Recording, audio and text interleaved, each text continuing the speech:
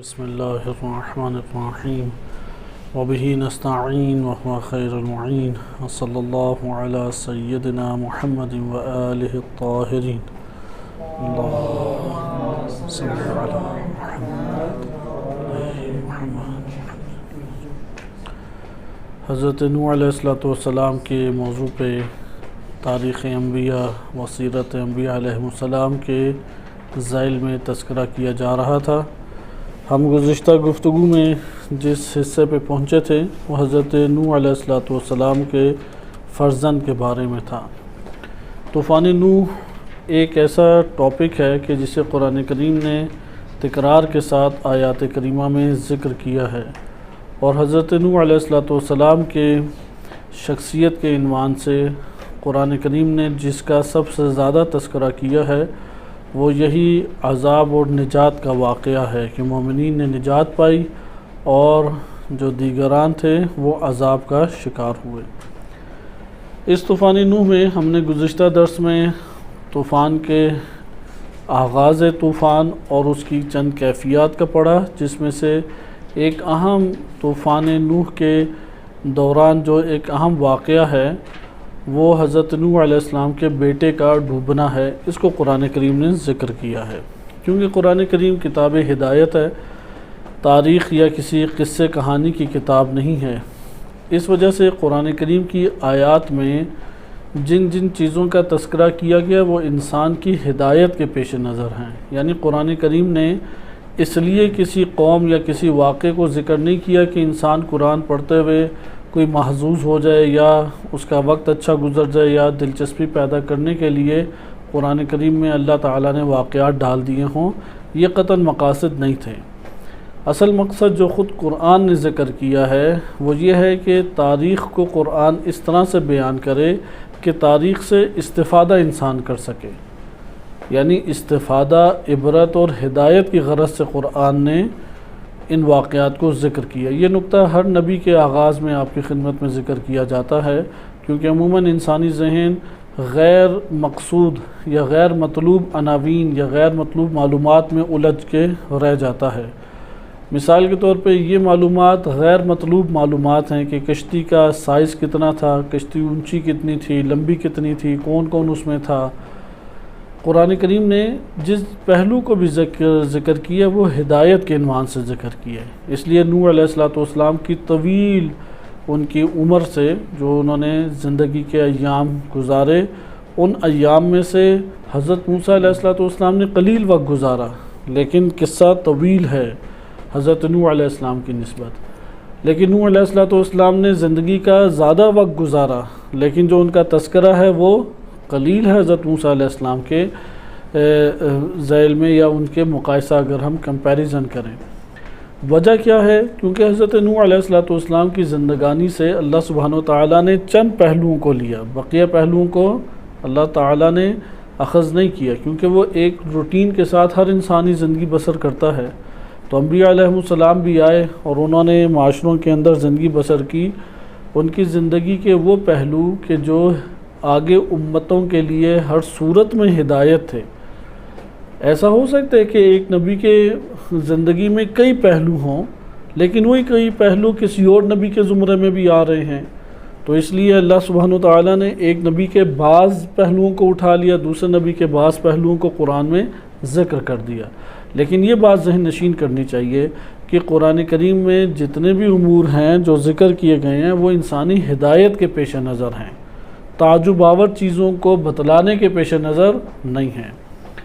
طوفان نوح کا بھی اسی طریقے سے واقعہ ہے۔ قرآن نے جب تکراراً اس کا تذکرہ کیا ہے اور یہ بھی بتایا کہ طوفان کی کیا صفات یا کیفیات تھیں، کہ جیسے پہلے گزر چکا ہے کہ تندور سے آغاز ہوا، آسمان نے خوب پانی برسا، زمین کے چشموں نے بھی پانی برسا۔ ہم نے آیات اور روایات دونوں اس حوالے سے ملاحظہ کی۔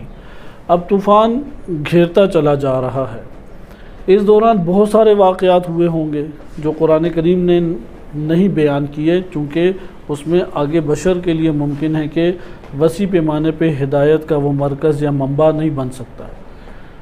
لیکن بعض پہلوؤں کو قرآن نے چن کے خصوصی طور پہ ذکر کیا ہے۔ ان میں سے ایک واقعہ ہے حضرت نوح علیہ السلام کے فرزند کا، کیونکہ نوح علیہ السلام کی شخصیت نبی اکرم صلی اللہ علیہ وسلم کے بعد سب سے بزرگ ترین نبی شمار ہوتے ہیں۔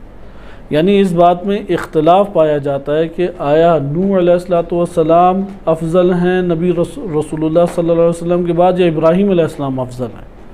اتنی بزرگ اور بڑی شخصیت ہے نوح علیہ السلام، ان کی شخصیت کے اوپر اول سے آخر تک پوری سورہ نوح اللہ تعالیٰ نے نازل کی، اور حضرت نوح علیہ السلام کی پہلے صاحب شریعت رسول ہیں، یعنی بہت زیادہ اوصاف ہیں، کمالات ہیں۔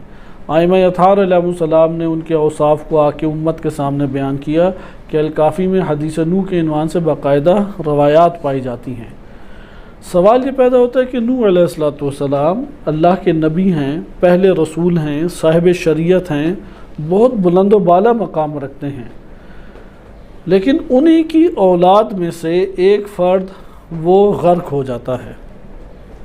یہ واقعہ اب چھوٹا واقعہ نہیں ہے، ہر قوم میں ہی نسب کے بڑے زیادہ فخر و مباحات پائے جاتے ہیں، نسب کے اوپر بہت فخر و مباحات ہمارے معاشروں میں موجود ہے۔ آج بھی آپ آ جائیں، سادات کے حوالے سے لے لیں، سید کے حوالے سے بہت سارے افراط و تفریط دونوں ہی نظریات پائے جاتے ہیں، معتدل نظریہ آپ کو کم دیکھنے کو ملے گا۔ اسی طرح سے دیگر آپ نسب لے لیں، ہر ایک نسب اپنی ہی کوئی نہ کوئی ماضی رکھتا ہے، اپنی شان و شوکت اور خصوصیت رکھتا ہے۔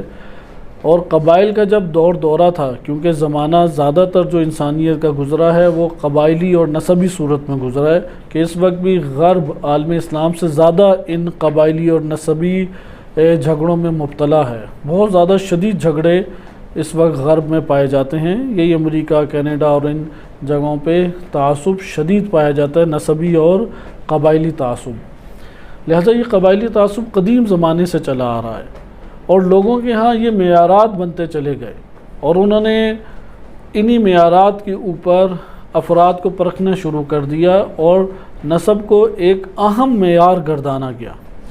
آیا نسب معیار بنتا ہے یا نہیں بنتا؟ ہم قرآن کریم کی آیات کے تناظر میں دیکھتے ہیں۔ اس سے مراد یہ نہیں ہے کہ ہم عزت احترام ترک کر دیں۔ مثلا اس کا مطلب حضرت نوح علیہ السلام کے بیٹے کا غرق ہونے کا مطلب یہ نہیں ہوگا کہ نوح علیہ السلام کی وجہ سے ان کی اولاد کی عزت قدر نہ کی جائے، یا کسی شخص کی وجہ سے اس کی اولاد کی عزت قدر نہ کی جائے۔ جناب سیدہ فاطمہ سلام اللہ علیہا نے خطبہ فدقیہ میں یہ خطاب انصار سے کیا تھا، کہ اور یہ حدیث نبی صلی اللہ علیہ وسلم کی پیش کی تھی ان کے سامنے، کہ شخص کی قدر و منزلت، شخص کی عزت اور قدر اس کی اولاد کی عزت کر کے کی جاتی ہے، یعنی اولاد کی عزت کرنے سے شخص کی عزت کی جاتی ہے۔ یہ معیار اپنی جگہ موجود ہے کہ مثلا اگر کوئی ہمارے ہاں باعزت شخص ہے، اگر اس کا فرزند آ جاتا ہے تو اس شخص کی وجہ سے فرزند کی آپ عزت کریں گے، لیکن کب کریں گے؟ یہ والا معیار بالا تر ہے، یا نسب کے اوپر ایک معیار اور ہے؟ نسب کے اپنی جگہ کے اوپر آ جائیں تو نسب کا ایک معیار بنتا ہے، لیکن وہ معیار اس کی حدود کو معین کرنا ہمیں ہوگا۔ ہم یہ نہیں کہتے کہ نسب کا کوئی اعتبار ہے ہی نہیں، نسب کی کوئی حیثیت ہے ہی نہیں۔ اگر نسب کی حیثیت نہ ہوتی تو حلال زادہ اور جو حرام زادہ ہے دونوں میں فرق کیوں کیا جاتا؟ حلال زادہ کے احکام شرعیہ اور ولد الزنا کے احکام شرعیہ میں فرق کیا جاتا ہے۔ لہذا نسب کے احترام دین اسلام نے رکھا ہے، اور والدین یا کسی شخصیت کی وجہ سے اولاد کے عزت احترام کا بھی ایک ضابطہ روایات میں وارد ہوا ہے، لیکن اس کا مقام کہاں پر ہے؟ کیا یہ سب سے اوپر معیار رکھ دیا جائے، یا یہ شرائط کے ساتھ ہے؟ قرآن کریم میں نسب کے عنوان سے بڑے پیمانے پہ ہدایت کی بات کی گئی ہے۔ بعض اوقات اولاد ہوتی ہے، اولاد کے بارے میں افراد سے کام لیا جاتا ہے، مبالغے سے کام لیا جاتا ہے، کہتے ہیں فلاں کی اولاد ہے، اسے تو ہر صورت میں عزت و احترام دیا جائے، چاہے فاسق ہو، فاجر ہو، جو بھی ہو، اسے عزت احترام دینا چاہیے۔ جیسے ہمارے معاشرے میں آپ دیکھیں کہ سادات کے حوالے سے طرح طرح کی باتیں معروف ہیں۔ مثلا بعض علاقوں میں معروف ہے کہ اگر سید زادی ہے اس کا نکاح اور رشتہ غیر سید سے نہیں ہو سکتا، یعنی ائمہ اطہار علیہ السلام کے تفکر اور ان کی تعلیمات کے خلاف نظریہ ایک۔ قرآن کریم اور اہل بیت علیہ السلام کے خلاف نظریہ سید زادی کا نکاح غیر سید سے نہیں ہو سکتا۔ صرف نکاح کے بارے میں انہوں نے یہ ضابطہ بنایا، مال کے بارے میں نہیں بنایا کہ سید زادی کا مال جو ہے وہ کوئی اور نہیں اٹھا کے کھا سکتا۔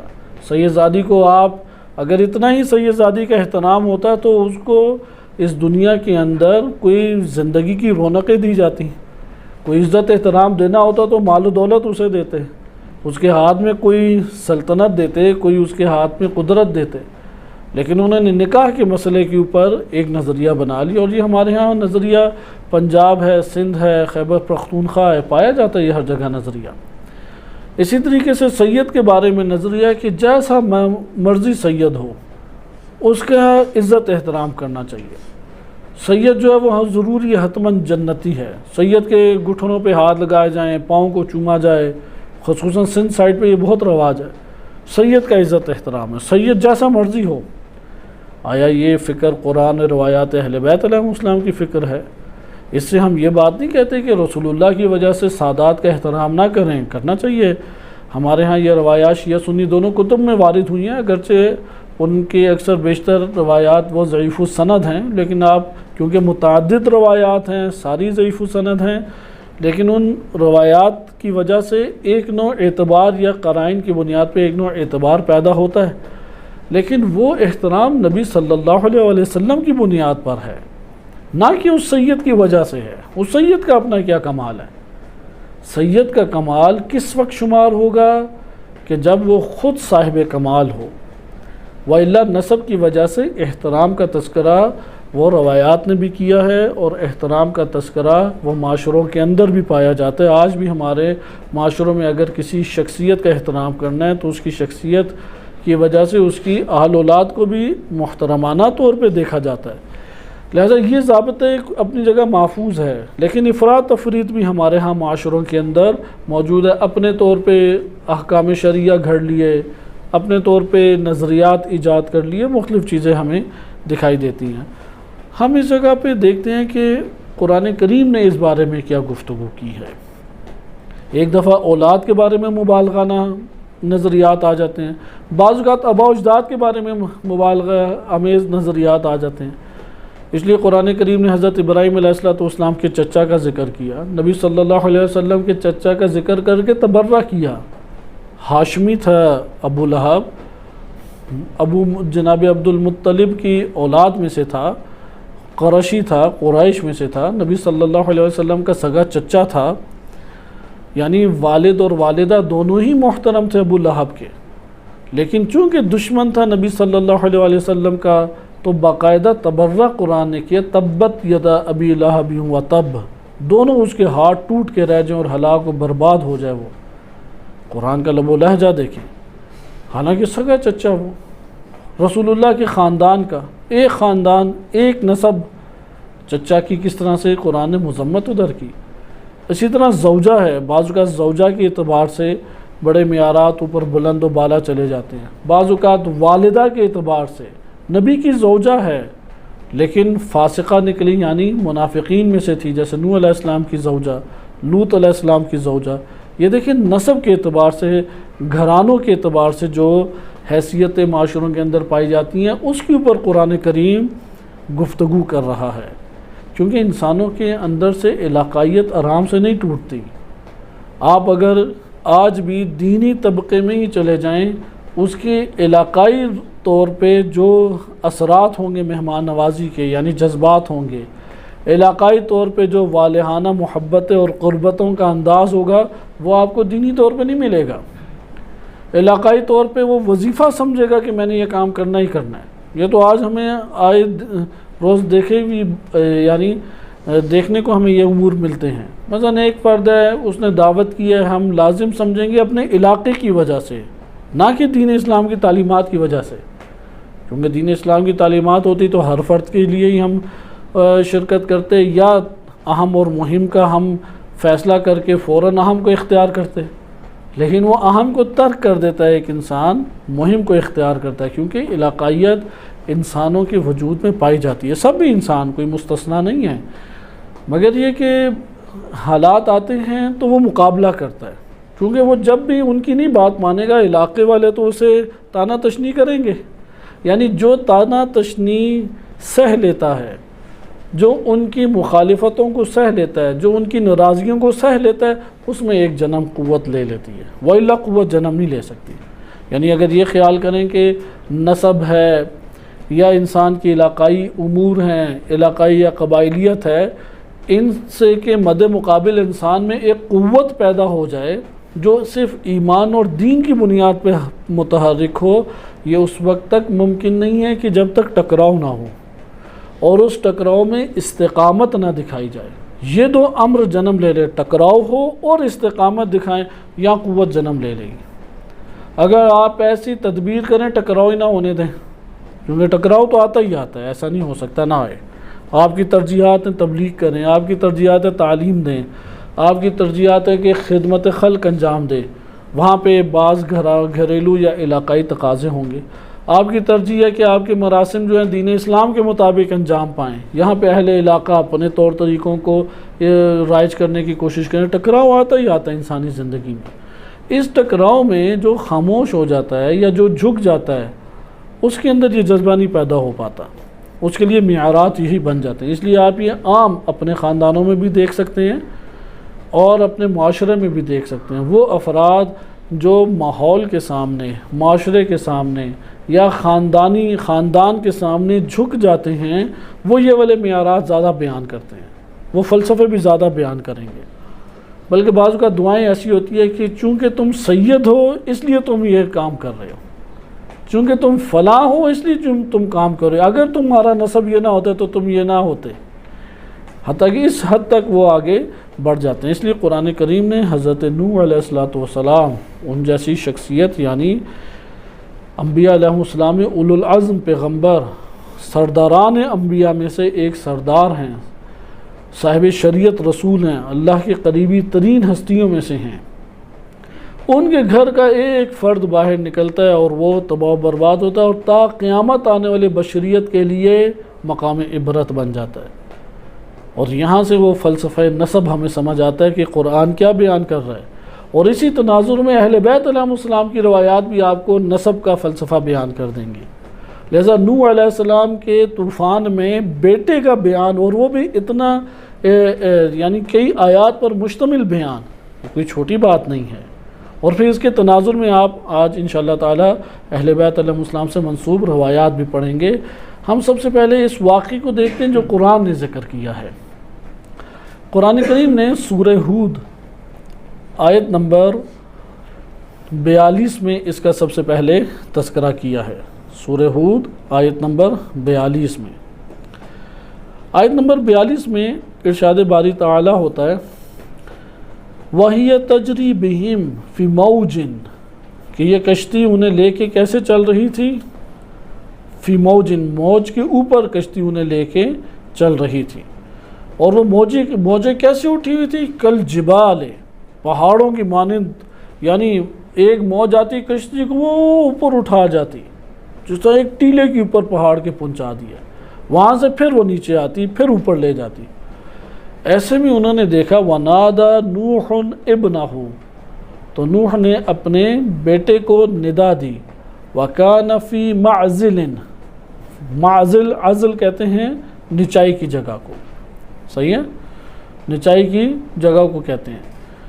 یعنی تھوڑے سے فاصلے پہ تھا لیکن اوپر چڑھنے کی کوشش کر رہا تھا. معزل جو ہے یہ مکان کے لیے ہے. کان فی معزل، عزل یعنی پھسلنے کی جگہ، اترنے کی جگہ. تو پہاڑوں کے اوپر چڑھنے اترنے کی جگہ ہوتی ہے.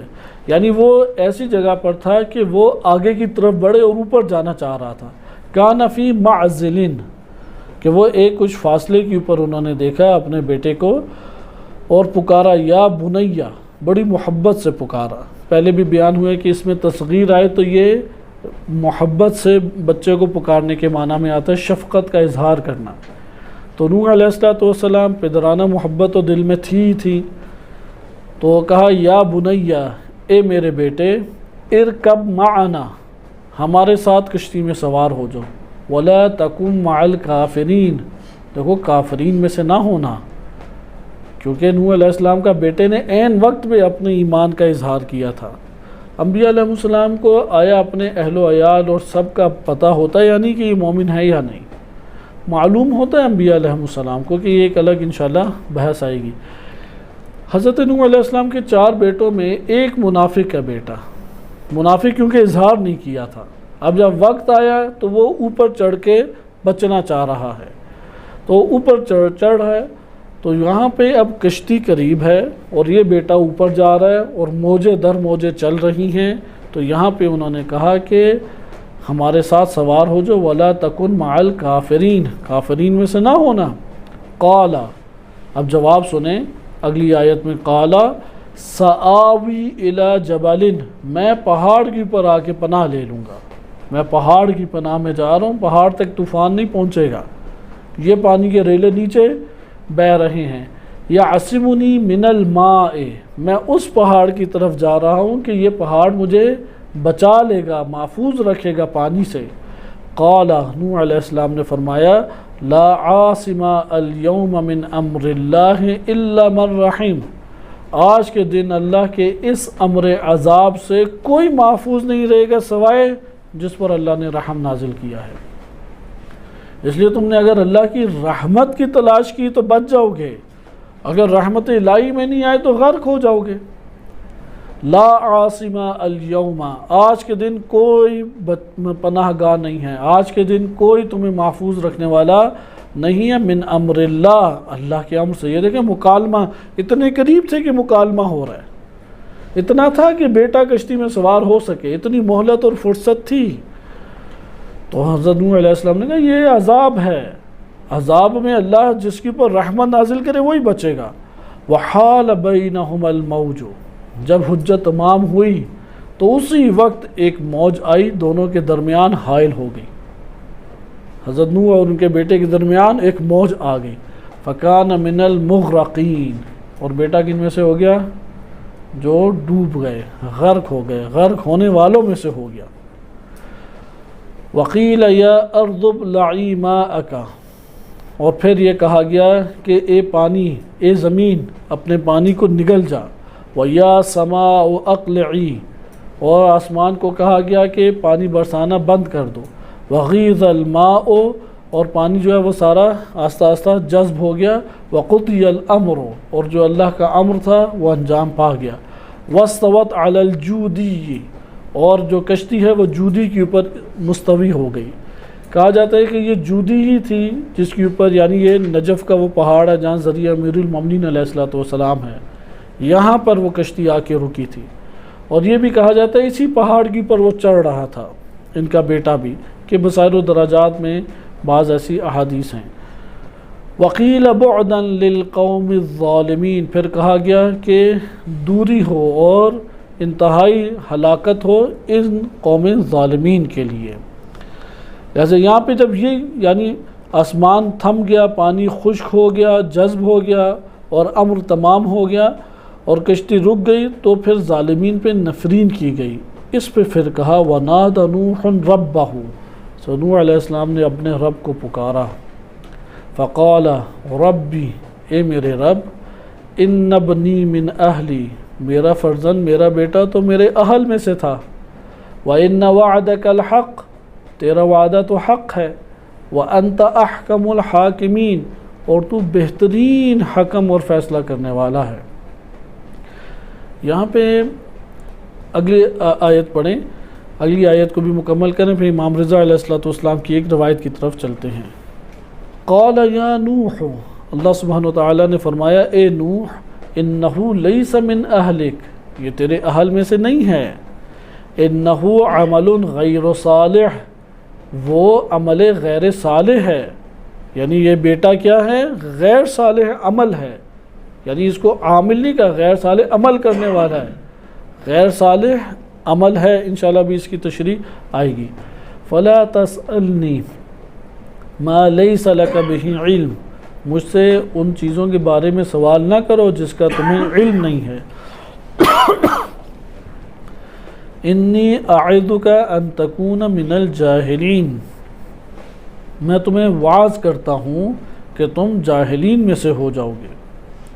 قال، حضرت نوح علیہ السلام نے فرمایا ربی انی اعوذ بک ان اسألک ما لیس لی بہ علم، کہ میں تیری پناہ مانگتا ہوں کہ میں ایسا سوال کروں کہ جس کا میرے پاس کوئی علم نہیں ہے، وَإِلَّا تَغْفِرْ لِي، ورنہ مجھے میری مغفرت فرما، وَتَرْحَمْنِي، اور مجھ پر رحمت نازل فرما، اکن من الخاسرین، کہ اگر یہ نہ کیا تو میں خسارہ اٹھانے والوں میں سے ہو جاؤں گا۔ یہ وہ کلام ہے کہ جو اللہ سبحانہ و تعالیٰ اور حضرت نوح علیہ السلام کے درمیان بیٹے کے معاملے میں ہوا۔ آپ نے دیکھا کہ قرآن کریم نے اس کا کتنا اہتمام کیا ہے۔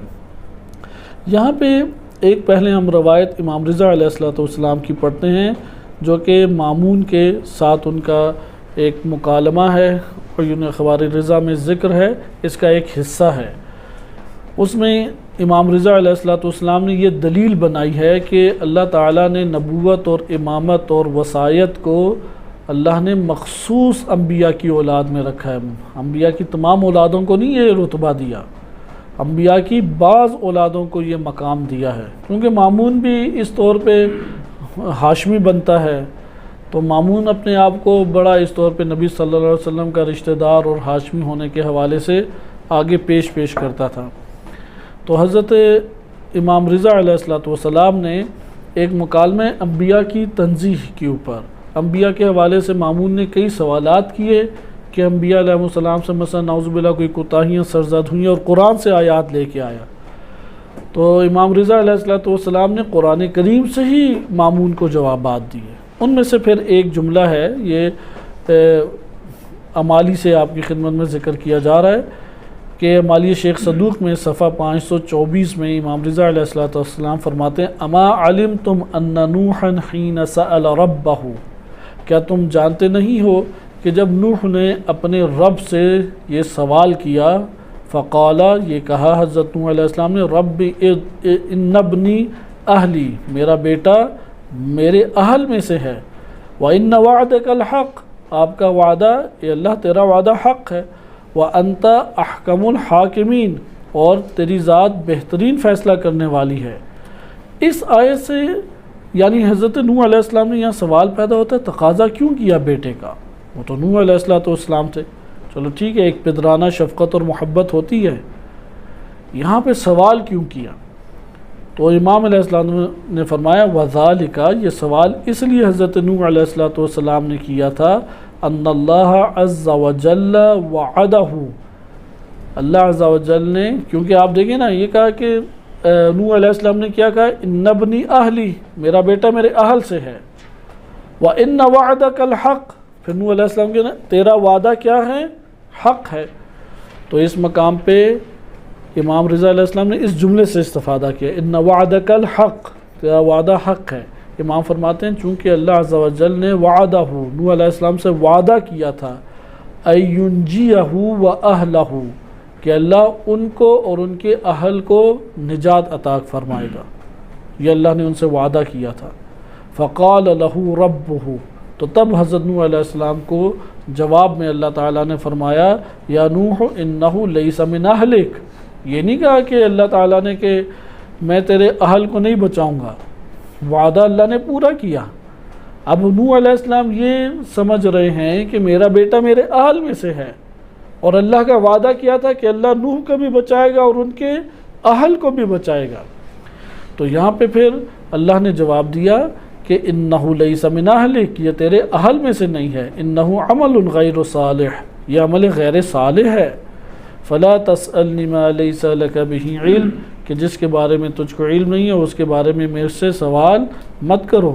انی اعظک ان تکون من الجاہلین، کہ میں واعظ تمہیں کرتا ہوں کہ جاہلین میں سے نہ ہو جانا۔ اب یہاں پہ آئے ہم دیکھتے ہیں حضرت نوح علیہ السلام کے بیٹے کے بارے میں کیا ہمارے پاس روایات پائی جاتی ہیں، کیونکہ یہ بات تو واضح ہوگی کہ نوح علیہ السلام کا بیٹا وہ ڈوب گیا، کیونکہ تاریخ میں مورخین شیعہ سنی مفسرین انہوں نے ذکر کیا ہے، اور محدثین نے بھی بعض روایات کے ضمن میں ذکر کیا کہ نوح علیہ السلام کے 4 بیٹے تھے، سام، حام، یافز اور کنعان۔ تو یہ جو چوتھا بیٹا کنعان تھا یہ منافق نکلا اور یہ پھر ڈوب کے مرا۔ جب ڈوب کے مرا تو تب آشکار ہوا کہ یہ نوح علیہ السلام کے دین پر نہیں ہے، وإلا وہ اپنے طوفان نوح سے پہلے کوئی آشکار کیے ہوئے نہیں تھا اپنے مذہب یا اپنے مکتب کو. اسی طرح نوح علیہ السلام کی زوجہ وہ اعلاناً آشکار نہیں کیے ہوئے تھی. جب طوفان نوح آیا تو تب پتہ لگا کہ ان کی جو زوجہ ہے وہ بھی منافقہ ہے اور منافقین میں سے ہے.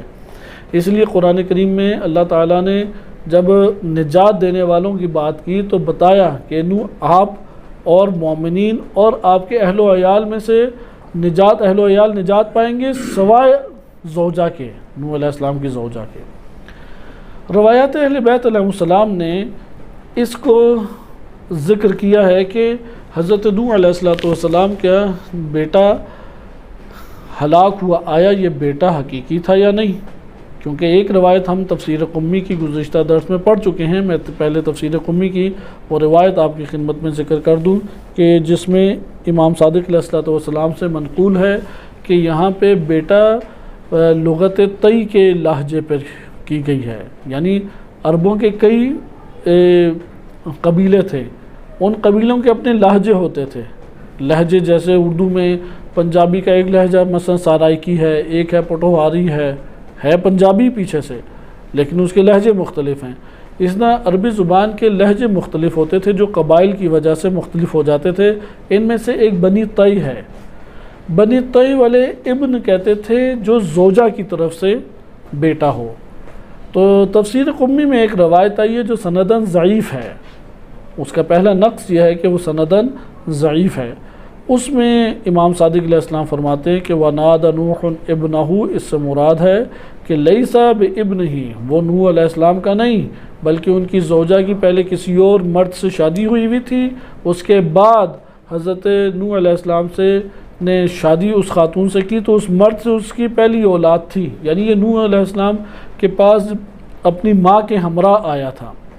پھر انہوں نے دلیل ذکر کی اس روایت کے مطابق کہ انما ہوا ابنہ من زوجتہ علی لغت طی.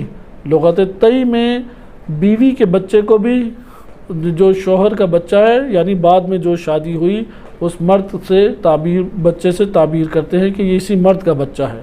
یقولون لابنہ لابن المرأۃ ابنہ، کہ زوجہ کے دوسرے شوہر سے جو بچہ ہے اس کی نسبت اس شوہر کے سے دے دی جاتی تھی جو اس کا نیا شوہر یا بعد میں جو شوہر خاتون کا ہوا. یعنی حضرت نوح علیہ السلام نے ایک ایسی خاتون سے شادی کی جس کا پہلے سے اپنے گزشتہ شوہر سے بچہ تھا. وہ بچہ پھر زوجہ کے ہمراہ آ گیا اور اس کی نسبت پھر حضرت نوح علیہ السلام کی طرف دی گئی، جسے آپ کہہ سکتے ہیں کہ یہ ربائب میں سے تھے. لیکن یہ روایت ہمارے پاس چند وجوہات کی بنیاد پہ قابل قبول نہیں ہے. پہلی وجہ تو بیان کر دی گئی کہ یہ ضعیف السند ہے. دوسری وجہ قرآن کریم کے ظاہر سے یہ ٹکراتی ہے. یعنی قرآن کریم کا ظاہر کیا ہے کہ یا بنیہ اپنی طرف نسبت دی ہے حضرت نوح علیہ السلام نے. تیسری دلیل ہمارے پاس بنتی ہے کہ صحیح السند روایات سے ٹکراتی ہے. مثلا آپ کے سامنے صحیح السند ایک روایت بیان کی جاتی ہے کہ یہ امام صادق علیہ السلام سے صحیح السند روایت ہے. اس روایت میں امام صادق علیہ السلام فرماتے ہیں ان اللہ عز و جل، یعنی یہ جو اب حدیث بیان کی جا رہی ہے یہ معتبر ہے، صحیح سند ہے، اور اس کو شیخ صدوق رحمۃ اللہ علیہ نے عیون اخبار الرضا میں جلد نمبر 2 صفحہ 76 میں اسے ذکر کیا ہے. حدیث کو آپ مطالعہ کریں کہ امام صادق علیہ السلام فرماتے ہیں کہ ان اللہ عز و جل قال لنوح، اللہ عز و جل نے نوح علیہ السلام سے فرمایا یا نوح، اے نوح، انہو لیس من اہلک، یہ بیٹا تیرے اہل میں سے نہیں ہے. پھر اب امام اس آیت کی کیسے تشریح کر رہے ہیں؟ کیوں نہیں ہے؟ لأنہ کان مخالفا لہ، چونکہ یہ نوح علیہ السلام کا مخالف تھا. وجعل من اتبعہ من اہلہ، اور اللہ نے اس شخص کو نوح کے اہل میں قرار دیا جو نوح کی اتباع کرتا ہے. یہ بہت مہم نقطہ ہے ہمارے پاس. آپ قرآن کا تو واضح فیصلہ سن چکے کہ قرآن نسب کی بنیاد پہ کسی کی دنیا اور آخرت کا فیصلہ نہیں کرتا. قرآن کی نظر میں پہلا معیار ہے اس کا دین. اگر وہ دین کے ضابطوں پہ پورا اترتا ہے تو پھر آگے ہو سکتا ہے کہ نسب کے اوپر آپ کو یہ احترام اس کا بجا لائیں یا دیگر چیزیں، یعنی پہلے دین اسلام اور اطاعت رسول اللہ و ائمہ اہل بیت علیہ السلام یا اطاعت حجج الہیہ میں آئے وہ۔ اگر وہ دیندار ہی نہیں ہے، دین ہی نہیں قبول کرتا، تو اس شخص کو نسب آگے نہیں بڑھا سکتا۔ امام علی علیہ السلام کا نہج البلاغہ میں واضح فرمان ہے، نہج البلاغہ میں حکمت قصار میں، کہ جس کو جس کا حسب یعنی جس کا کردار اسے پیچھے لے کے جائے اس کا نسب اسے آگے نہیں بڑھا سکتا۔ جس کا کردار اسے پیچھے لے کے جائے اس کا نسب اسے آگے نہیں بڑھا سکتا۔ اس لیے امام علیہ السلام نے فرمایا کہ کیوں وہ اہل میں سے نہیں ہے نوح علیہ السلام کے، نوح علیہ السلام کے اہل و عیال میں سے کیوں نہیں ہے؟ تو فرمایا کہ وَجَعَلَ مَنِ اتَّبَعَهُ مِنْ أَهْلِهِ، اللہ نے اس شخص کو نوح کے اہل میں سے قرار دیا جو نوح علیہ السلام کی اتباع کرے۔ یہاں پہ اقرار نہیں ہے، اس طرف بھی توجہ رکھیں۔ اقرار کی بنیاد کے اوپر تابعین میں نہیں قرار دیا، یعنی اہل میں نہیں قرار دیا، اتباع کے اوپر۔ اقرار الگ چیز ہے اور اتباع الگ چیز ہے، پیروی الگ چیز ہے۔ یعنی جو ائمہ اطہار علیہ السلام کی پیروی کرتا ہے وہ اہل بیت میں سے ہے۔ اس کے اوپر ابھی انشاءاللہ آگے ہم کلام کرتے ہیں روایت کے زمرے میں۔ تو معیار آپ کو پتہ لگ گیا کہ اللہ تعالیٰ نے کس وجہ سے ڈبو دیا، کیوں اہل میں سے نہیں قرار دیا؟ کیونکہ مخالف تھا نوح علیہ السلام کا۔ نوح علیہ السلام سے اختلاف دینی اختلاف تھا، کوئی اگر گھریلو مسائل میں ہوتا تو الگ بات تھی، دینی اعتبار سے، دین کے اندر حجت خدا کے اعتبار سے، شریعت کے اعتبار سے مخالف تھا۔ قال وسألنی کیف یقرؤون، پھر امام علیہ السلام نے راوی سے ہی، یعنی راوی امام علیہ السلام خود ہیں، یعنی امام موسیٰ کاظم علیہ السلام، چونکہ یہ روایت آ رہی ہے امام رضا علیہ السلام سے۔ امام رضا علیہ السلام فرماتے ہیں کہ مجھے میرے والد نے بیان کیا اور میرے والد نے امام صادق علیہ السلام سے نقل کیا۔ تو قال وسألنی کیف یقرؤون هذه الآیہ فی ابن نوح، امام صادق علیہ السلام نے پوچھا امام موسیٰ کاظم علیہ السلام سے ہی کہ لوگ اس آیت کو کیسے پڑھتے ہیں؟ یہ جو ہے نا انہو عمل غیر صالح، یہ آیت آگے ہے نا، کیونکہ آیت میں امام نے اب ایک علت بیان کی، امام نے لیسا، یہ جو قرآن کی آیت ہے انہو لیسا من اہلک، یہ بات ایک حقیقت ہے، انہو جو، کیونکہ اللہ تعالیٰ نے یہ بات بیان کی نا انہو لیسا من اہلک، تیرے اہل میں سے نہیں ہے اے نوح۔ اس کی وجہ کیا ہے؟ کیوں نہیں ہے؟ کیا ان کے نسبی بیٹا نہیں ہے؟ نسبی بیٹا ہے۔ کیا حضرت نوح علیہ السلام سے وہ نہیں ہے؟ حضرت نوح علیہ السلام سے ہی ہے۔ پھر کیوں ہے کہ لیس من اہلک؟ تو قرآن علت اس کی بیان کر رہا ہے کہ انہو عمل غیر صالح، کیونکہ یہ عمل غیر صالح ہے۔ لیکن امام علیہ السلام نے کیا علت بیان کی؟ کیونکہ وہ اس کا مخالف ہے حضرت نوح علیہ السلام کا، اور جو نوح علیہ السلام کے اتباع اور اطاعت کرنے والا ہے وہ ان کے حال میں سے ہے، یہ حضرت امام صادق علیہ السلام نے فرمایا۔ لیکن آیت کیا کہہ رہی ہے؟ انہو عمل غیر صالح۔ اس لیے امام علیہ السلام یہ سوال ابھارا کہ لوگ اس آیت کو کیسے پڑھتے ہیں؟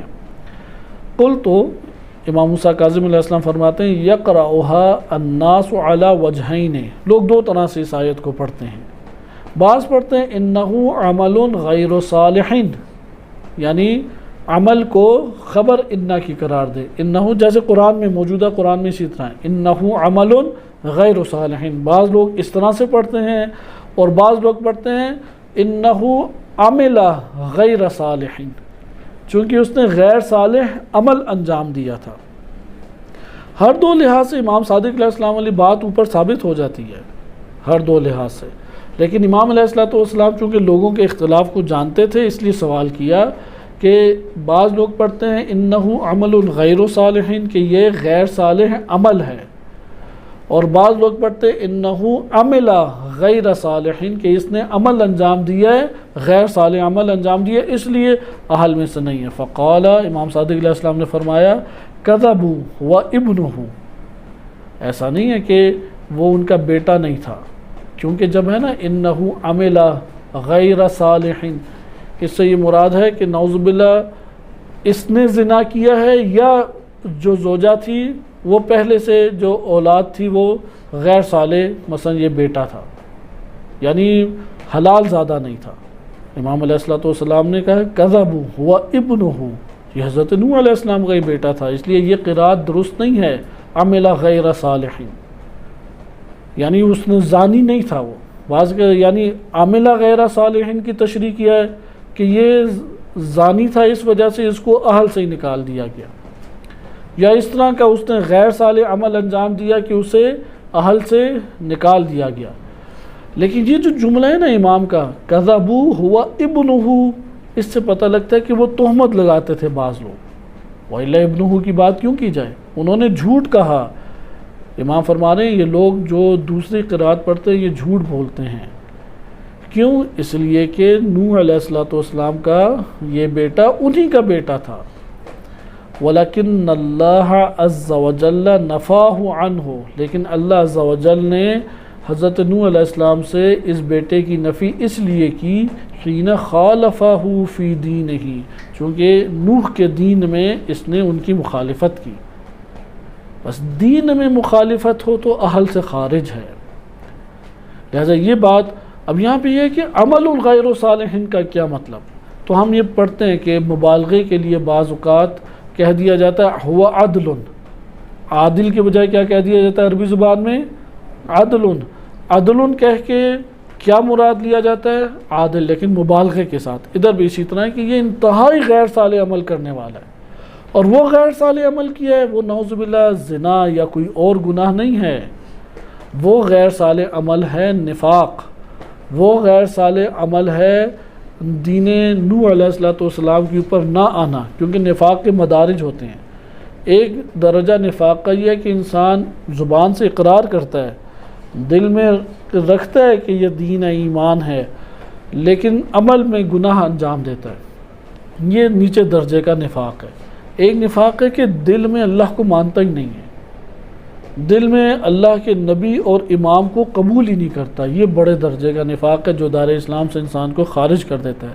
یہاں پہ جیسا کہ سورہ توبہ میں بعض ایسے منافقین یا سورہ بقرہ میں ایسے منافقین کا تذکرہ نبی صلی اللہ علیہ وسلم کے دور میں جو تھے ان کا تذکرہ کیا گیا۔ یہ آپ نے روایت دیکھی، اور اس روایت میں آپ نے دیکھا کہ دو قراتیں انہو عمل غیر صالح یا انہو عمل غیر صالح۔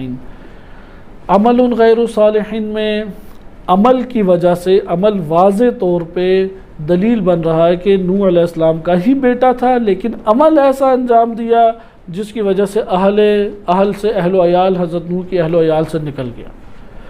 دوسری جو ہے کہ اس نے عمل ایسا انجام دیا جو غیر صالح تھا، اور اس کی بنیاد پہ بعض لوگ مثلا تہمتیں لگاتے تھے یا کوئی اور اس کی تفسیر کرتے تھے، تو امام نے ان لوگوں کی بات کو جھٹلایا۔ اگرچہ ہمارے پاس یہ بات واضح نہیں ہے کہ وہ کیا تہمتیں لگاتے تھے، لیکن ہوا ابنہ، اس سے ایک شائبہ یا احتمال ہے، کوئی 100% نہیں، احتمال ہے۔ اسی لیے تفسیر قمی میں یہ بات آ گئی، چونکہ تفسیر قمی قدیمی کتابوں میں سے ہے۔ روایت جب قرآن کے متضاد ہو اور صحیح سند روایات کے متضاد ہو تو یقیناً یہ بات ہے کہ اس روایت کے اوپر ہم اسے نظر انداز کریں، جیسے کہ ہمارے پاس یہ صحیح سند روایات سے پیمانہ آیا ہے کہ اگر کوئی حدیث قرآن اور روایات صحیحہ سے ٹکرائے تو اسے دیوار پہ دے مارو یا اسے رد کر دو۔ یہاں پہ ایک اور ہمارے پاس واقعہ ہے، یہاں پہ ایک معیار تو ہمارے لیے واضح ہو گیا۔ قرآن کریم کی زبان میں ایک انسان کا نسب بنتا ہے قبائل کے ذریعے سے، جو قبائل کے ذریعے سے نسب بنتا ہے اس کا فقط ایک ہدف ہے، لتعارفوا، کہ اللہ تعالیٰ نے تمہیں قرار دیا ہے قبائل اور شعوب میں، کیوں؟ لتعارفوا، پہچانے جاؤ، اس سے اوپر کوئی اس میں وہ نہیں ہے۔ اس کے بعد جو آگے قرآن نے نسب بیان کیا وہ نسب ہے نسب ایمانی، اور آخرت میں نسب ایمانی بنے گا۔ اس لیے ماں بیٹے سے، بیٹا جو ہے ماں باپ سے، مثلا شوہر زوجہ سے وہ فرار کرے گا، کیونکہ نسب ادھر یہ والے نہیں چلیں گے۔ قبر کے اندر اور آخرت میں نسب کون سے چلیں گے؟ ایمانی۔ اس لیے قرآن میں سورہ طور میں واضح طور پہ اللہ تعالیٰ نے فرما دیا کہ وہ لوگ کہ جو اہل ایمان ہیں اور ان کی اولادیں بھی ایمان میں ان کے اتباع کرتی رہیں، اللہ انہیں ملا دے گا، اہل ایمان کو ملا دے گا۔ لیکن جو اہل ایمان نہیں ہیں وہ کبھی بھی آپس میں نہیں مل سکیں گے۔ اس لیے قرآن نے ضابطہ بیان کیا اس حوالے سے حضرت ابراہیم علیہ السلام سے، اور ابراہیم علیہ السلام نے اس ضابطے کو بار بار ذکر کیا ہے کہ سورہ آل عمران آیت نمبر 68 میں وَإِنَّ أَوْلَى النَّاسِ بِإِبْرَاهِيمَ، ابراہیم علیہ السلام کے سب سے قریب ترین لوگ کون ہیں؟ اول الناس، اولا یعنی اقرب، سب سے زیادہ قریب ترین لوگ ابراہیم علیہ السلام کے کون ہیں؟ للذین اتبعوہ والذین آمنوا وہذا النبی والذین آمنوا، وہ لوگ جنہوں نے ابراہیم کی اتباع کی وہ ابراہیم کے سب سے قریب ہیں۔ اور یہ اہل بیت علیہ السلام نے صحیح سند روایات ہمارے پاس ہیں کہ انہوں نے یہ معیار بھی دیا ہے، اور روایات میں اس آیت کریمہ سے استدلال اہل بیت نے کیا ہے کہ یہ آیت کریمہ دلالت کرتی ہے کہ اتباع کرنے کی صورت میں اہل میں آئے گا وإلا اہل میں نہیں ہے۔ یعنی ہم اس دنیا میں ماں باپ، بہن بھائی، بیوی بچوں کے ساتھ، قبائل کے ساتھ رہتے ہیں، کیا قبر میں بھی یہی قبائل ہیں؟ پہچانیں گے ضرور، ایسا نہیں ہے کہ قبر میں پہچانیں گی نہیں، یار یہ میرا باپ نہیں ہے، یہ میری ماں نہیں ہے، یا بہن یا میری بیٹی یا بیٹا یا چچا وغیرہ نہیں ہے، پہچانیں گے لیکن جڑنا نہیں چاہیں گے، اور جڑنے دیا بھی نہیں جائے گا۔ جڑنے تب دیا جائے گا کہ جب وہ اس معیار کے اوپر اتریں گے۔ لہذا اس میں قرآن نے واضح بیان کیا کہ ان اول الناس بابراہیم للذین اتبعوہ۔ اسی حوالے سے ایک اور تیزی سے صحیح سند روایت آپ کی خدمت میں بیان کی جائے کہ یہ امام صادق علیہ السلام سے عبداللہ بن سنان نے نقل کی ہے، بہت عظیم شخصیت عبداللہ بن سنان ہے، معنی الاخبار میں یہ صحیح سند روایت ہے۔ امام صادق علیہ السلام فرماتے ہیں لیس بینکم و بین من خالفکم، تمہارے درمیان اور جو تمہاری مخالفت کرتے ہیں، کس میں مخالفت کرتے ہیں؟ دین میں مخالفت کرتے ہیں، جو تمہاری دین میں مخالفت کرتے ہیں الا المتمر، کوئی فرق نہیں ہے تمہارے اور ان کے درمیان سوائے متمر کے، یعنی لیس بینکم و بین من خالفکم الا المتمر، متمر تمہارے درمیان ہے، جو تمہارے مخالفین ہیں اور تمہارے درمیان ایک متمر ہے۔ قلت ای شیء المتمر، متمر کیا چیز ہے؟ امام نے فرمایا کہ الذی تسمونہ التر، کہ یہ وہی ہے متمر، یعنی وہی چیز جسے تم تر کہتے ہو۔ فمن خالفکم، جو تمہاری مخالفت کرے، وجازہ، فَأَبْرَؤُوهُ مِنْهُ، اور تجاوز کر جائے، جو تمہاری مخالفت کرے اور تمہارے یعنی اس سے تجاوز کرے تو تمہیں چاہیے اس سے برات کرو، اس سے دور ہو جاؤ۔ وَإِنْ كَانَ عَلَوِيًّا فَاطِمِيًّا، اگرچہ وہ دین میں مخالف امام علی علیہ السلام کی اولاد اور جناب سیدہ سلام اللہ علیہ کی اولاد میں سے کیوں نہ ہو، تب بھی اس کی مخالفت کرو، اس سے برات کا اظہار کرو، اس سے جدا ہو جاؤ، اس سے الگ ہو جاؤ۔ یہاں کہاں سید کا معیار گیا؟ لہذا یہاں پہ آپ نے دیکھا علویًا و فاطمیًا، اگر دین میں مخالف ہے ائمہ اطہار علیہ السلام کا تو اسے فاطمی اور علوی ہونا کوئی فائدہ نہیں دے گا۔ اس کی ہم ایک اور بڑی خوبصورت مثال ایک واقعے سے لیتے ہیں اور اسی کے اوپر اختتام کرتے ہیں کہ امام رضا علیہ السلام کا بھائی تھا زید، امام موسیٰ کاظم علیہ السلام کا بیٹا۔ یہ اخبار رضا میں روایت وارد ہوئی ہے، تو یہ علی بن ابراہیم بن ہاشم نقل کرتے ہیں یاسر سے، یاسر اس کے جو ہیں راوی ہیں۔